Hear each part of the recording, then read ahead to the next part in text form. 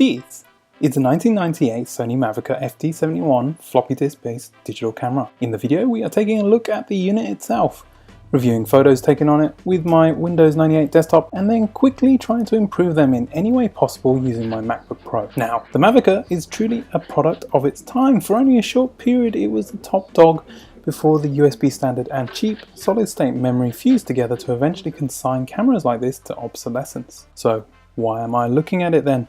Well, because it's fun to look back and see how unfortunately primitive we were. Starting off, it's a chunky but light piece of hardware with a flash, an attached cap to protect the fixed lens, and a switch to trigger manual or autofocus.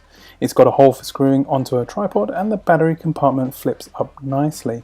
No, I had to replace the battery from one off of eBay for mine. The original that came with it was kaput and wasn't charging one bit. Now, the replacement isn't the original model, but the NP550 seems to work. However, my unit drains the battery even when turned off, meaning I have to remove it each time between shots for it to not run out.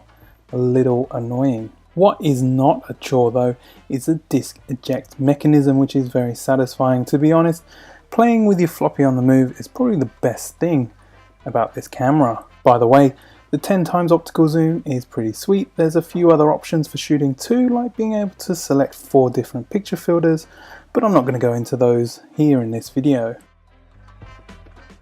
Instead, let's take a look at some of the photos I took on the long Australia Day weekend down in the picturesque Kangaroo Valley in New South Wales. Here I've taken a few pictures of some of the local buildings and some from my morning brunch. Photos taken in direct sunlight or in the shade. But let's take a moment to listen to the camera seeking through the floppy in play mode. The sounds of my youth.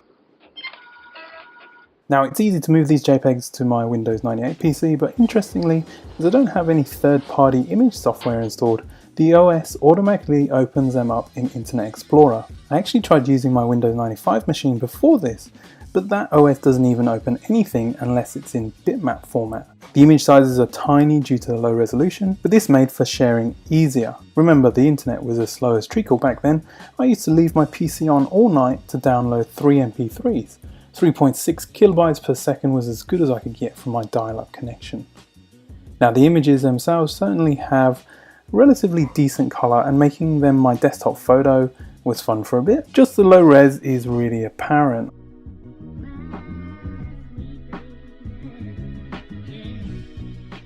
I took them over to my MacBook via a USB stick to see if I could improve them in any way. So you can see here I'm trying to increase the contrast, play around with the exposure and color saturation. For some images I had better results than others. Really, the lack of image info restricts on how much you can do with these images.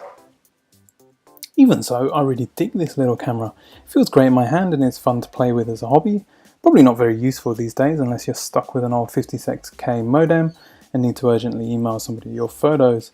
But if you see one of these for a few bucks, then it might be worth picking up for fun.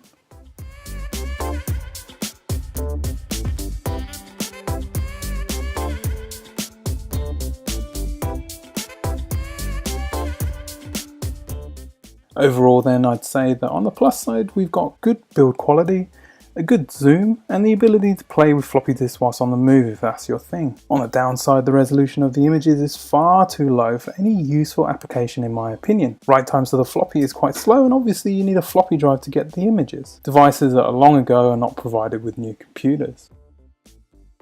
And that pretty much sums up my little camera. If you liked the video and love this era of computing and gaming, then consider subscribing for more. I have a new Pentium 233 MMX, and that will be coming up in the next video.